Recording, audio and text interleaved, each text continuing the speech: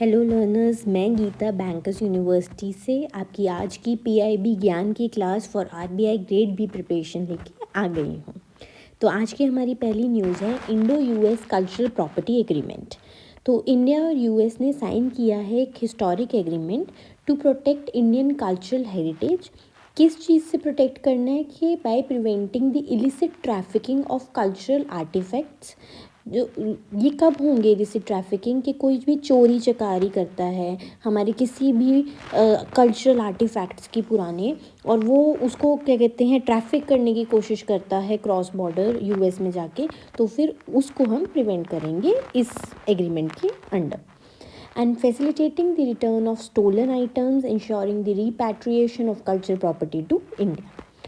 The agreement strengthens cooperation between India and the US in monitoring and preventing the illegal trade of cultural heritage items through enhanced sharing of intelligence and resources. इससे क्या होगा, जो भी हमारी धरोहर है वो हमारे पास वापस आ जाएगी। तो ये जो बेसिकली आपके इंडिया की ऑर्गेनाइजेशन है, Indian archaeological survey of India है, ASI, which is responsible for protecting India's cultural heritage, and it frequently collaborates with international bodies like UNESCO. तो जो आपकी ये ASI है, it was basically established in 1861 by Alexander Cunningham. So it was established during the British Raj. ठीक है, ये हमारे पहले से ही एस्टैब्लिश थी organisation, and it now currently it is under ministry of culture and is basically responsible for archaeological research and protection of India's cultural heritage. ठीक है, और ये अभी जो है ASI ये मेंटेन करता है हमारे ओवर जितने हैं 3600 प्लस एशियन मॉन्यूमेंट्स हैं साइट्स को। तो आज की हमारी जो अगली न्यूज़ है वो है swift justice safer society the impact of fast track special courts. तो फास्ट ट्रैक स्पेशल कोर्ट्स हैं जो इस्टेब्लिश किए गए थे हमारी कंट्री में to expedite the trial of serious criminal cases, जो कि क्या होंगे आपके rape, child abuse and dowry deaths. इसलिए कि जिससे हमारे जो जुडिशियल सिस्टम है जिसमें आपके लोअर कोर्ट्स आते हैं, आपके हाई कोर्ट्स, आपके सुप्रीम कोर्ट्स, उन पे ऑलरेडी इतना लोड है काम का कि उनके काम को रिड्यूस करने के लिए, बैकलॉग को कम करने के लिए ये concept fast track special courts का लाया गया था। The implementation of FTSCs is aimed at ensuring that victims of serious crimes receive timely justice and that perpetrators are quickly held accountable, promoting safer communities. इसमें जो आपका fast track courts का concept है ये इंडिया में introduce किया गया था 2002 में। जस्टिस मैलिमथ जी की कमेटी बनी थी, उन्होंने ये फास्ट ट्रैक कोर्ट्स बनाने का उसमें सुझाव दिया था to speed up the judicial process for serious offences. Next हमारा बिगनर टू बैंकर कोर्स है बैंकर्स यूनिवर्सिटी का, जो आपको आरबीआई ग्रेड बी प्रिपरेशन के लिए सफिशिएंट है फॉर 2025 एंड 2026। इसमें आपका हर subject, English, your quant, your reasoning, your ESI, FM, descriptive कैसे लिखना है, वेदर योर ऑब्जेक्टिव, और उसके बाद आपके डिस्क्रिप्टिव में कैसे लिखना है, इंग्लिश का डिस्क्रिप्टिव कैसे लिखना है, आपकी इंटरव्यू की प्रिपरेशन, एवरीथिंग आपको एक कोर्स में मिल जाता है।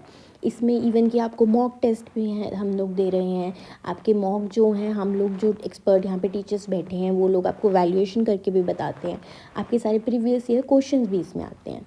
तो लिमिटेड सीट्स रह गई हैं एंड आप टाइम बिल्कुल भी ज़ाया नहीं कीजिए और इसको फटाफट ज्वाइन कीजिए। हमने जो इसका लिंक है आपको कमेंट बॉक्स और डिस्क्रिप्शन बॉक्स में दे दिया है। आपको एक कोर्स में इतना सब कुछ एट दिस प्राइस नहीं मिलेगा। हमारी नेक्स्ट है news brainstorming session for leveraging non conventional data sources for official statistics. The ministry of statistics and programme implementation held a session exploring the use of non-traditional data sources such as satellite imagery, mobile data and social media to enhance the accuracy and timeliness of official national statistics. तो basically क्या है, अब जैसे जैसे हम लोग technology की तरफ बढ़ते जा रहे हैं तो जो सरकारी हमारे जितने भी डिपार्टमेंट्स हैं वो भी अपनी जो भी ऑफिशियल वर्क होते थे, जैसे कि अब इनका जो स्टैटिस्टिक्स, नेशनल स्टैटिस्टिक्स कलेक्ट करने का काम होता था, उसमें ये लोग अब सैटेलाइट्स का, मोबाइल डेटा, सोशल मीडिया, इन सब का यूज़ करेंगे। The initiative aims to integrate real-time data collection methods to improve data-driven decision making in governance, especially in remote and underserved regions. तो आपका जो ये मिनिस्ट्री है of statistics and programme implementation, ये एक सेंट्रल अथॉरिटी है for official statistical reporting in India, overseeing national service and censuses, including जो हमारा सेंसस ऑफ इंडिया होता है यही करते हैं, जो कि हर 10 साल में एक बार होता है. इट्स कंडक्टेड इन 10 ईयर्स, पर इस बार अगर आप बता सकें कि इस बार का थोड़ा लेट चल रहा है हमारा. अभी जो हमारा इस बार ड्यू था वो अभी तक हुआ नहीं है.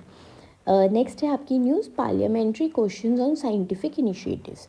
The Department of Science and Technology addressed parliamentary questions regarding initiatives to support women in science, including programs for career breaks and one district one equipment scheme to enhance STEM education in every district.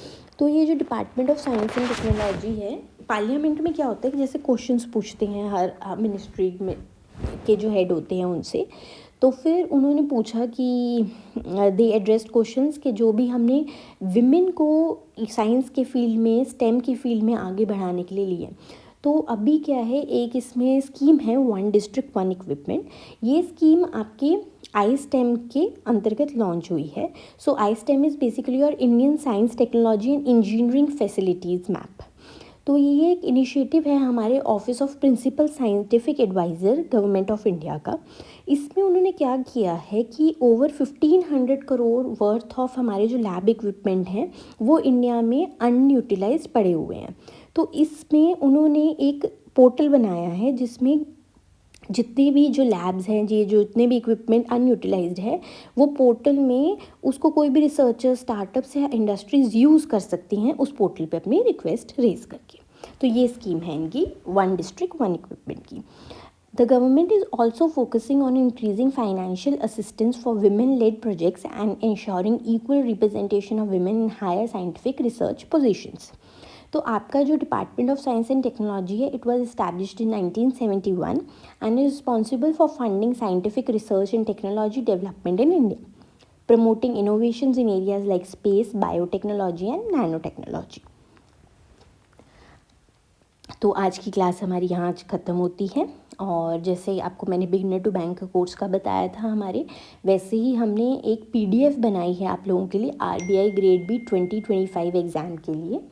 और इसमें आपको RBI grade B 2025 का पूरा exam pattern, syllabus, study material सब कुछ मिल जाएगा. ये PDF free of cost है. इसका लिंक हमने आपको डिस्क्रिप्शन बॉक्स और कमेंट बॉक्स में प्रोवाइड कर दिया है.